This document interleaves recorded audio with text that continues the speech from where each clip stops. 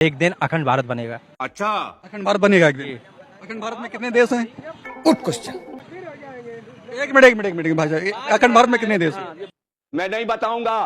है अखंड भारत में कितने देश हैं? कितने हैं आप बताइए। हमको नहीं पता, आप बता रहे हो ना एक दिन अखंड भारत बनेगा, हाँ अखंड भारत बनेगा। तो कितने देश मतलब मिलके बनेगा अखंड भारत? है अनपढ़ है क्या? अखंड भारत मतलब क्या है? विश्व में पंचम लड़ाएगा भारत का। कौन है? 146 देश, 146 देश, रुक जाओ भाई साहब, रुक जाओ तुम ना बोलो। 146 देश, 146 राज्य में अरे कहना क्या चाहते हो? अभी लहरा रहा है। ठीक, और क्या कहते हैं,